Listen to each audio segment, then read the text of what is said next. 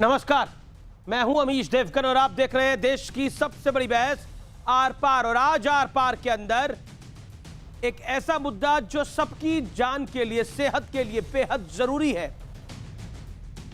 आज बकरी ईद को लेकर सियासी अखाड़े में कुश्ती शुरू हो गई, क्योंकि समाजवादी पार्टी के सांसद शफीकुर रहमान साहब ने यह मांग उठा दी कि बकरी ईद पर मस्जिदों में सामूहिक नमाज पढ़ने और पशु बाजार खोलने की मंजूरी दे दी जाए।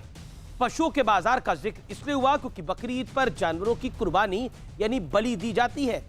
लेकिन शफीकुर रहमान बकर इस मांग पर बीजेपी के संगीत सोम, जो कि विधायक है, वो बहुत भड़क गए और ये कहा कि ये आपकी खाला की सरकार नहीं है, भारतीय जनता पार्टी की सरकार है और यहां वही होगा जो कानून के मुताबिक है। ये बवाल इसलिए बड़ा हो गया क्योंकि उत्तर प्रदेश में कोरोना के मामले तेजी से बढ़ रहे हैं, लेकिन शफीकुर रहमान कह रहे हैं कि बकरी ईद की नमाज से कोरोना दूर होगा। संगीत सोम ने इस पर भी सवाल उठाते हुए कहा कि अगर ऐसा होता तो पाकिस्तान से कोरोना पूरी तरह दूर हो गया होता। तो उधर योगी सरकार में मंत्री मोहसिन रजा कह रहे हैं कि हमारे लिए बकरे की कुर्बानी से ज्यादा जरूरी है इंसानों की जान बचाना। तो आज इसी पर होगी देश की सबसे बड़ी बहस, बकरे की कुर्बानी जरूरी या इंसान की जान।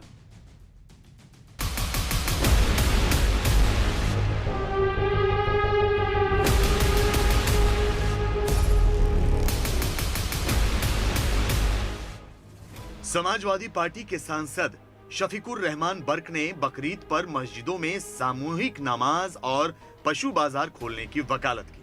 बर्क ने कहा कि इसके बिना त्योहार कैसे मनेगा। अब इस बयान पर सियासी तूफान खड़ा हो गया।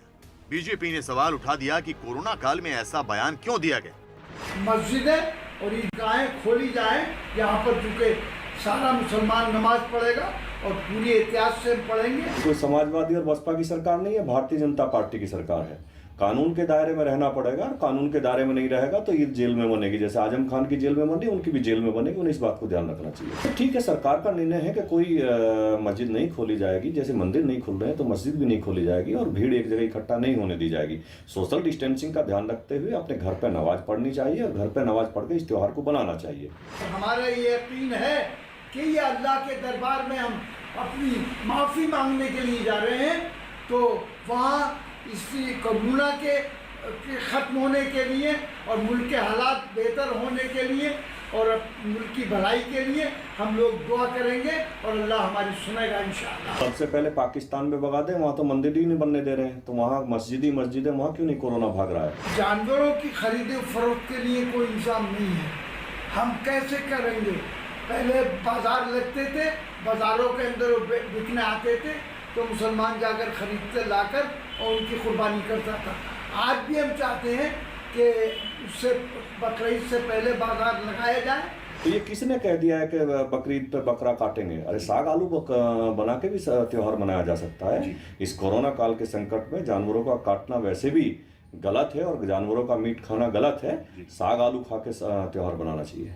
हिंदुस्तान कानून के हिसाब से चलता है और कानून आज लॉ यही कहता है कि कोरोना काल में जो सरकार ने नियम बनाए हैं वो मानने चाहिए और मानने पड़ेंगे। मिस्टर रहमान को ये ध्यान रखना चाहिए कि उनकी खाला की सरकार नहीं, भारतीय जनता पार्टी की सरकार है, नियम कायदे कानून से ही चलेगी। तो खुद तो मीट की कंपनी है, दूसरों को भी खिला रहे और हम ये कह रहे हैं कि साहब आलू खा के बना लो।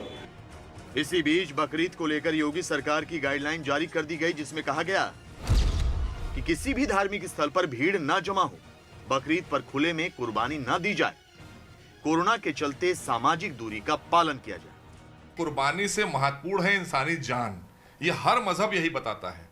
हम अपने ही मजहब की बात नहीं कर रहे, हर मजहब यही बताता है कि हमें इंसानी जान बचाना हमारी प्राथमिकता है। हमारे यहाँ नमाज के दौरान कहा गया है कि अगर कोई आवाज जान बचाने की लगा रहा हो और आप नमाज इबादत में हो, अल्लाह की इबादत कर रहे हैं, तो छोड़ दीजिए आप, क्योंकि जान बचाना उसकी प्राथमिकता है।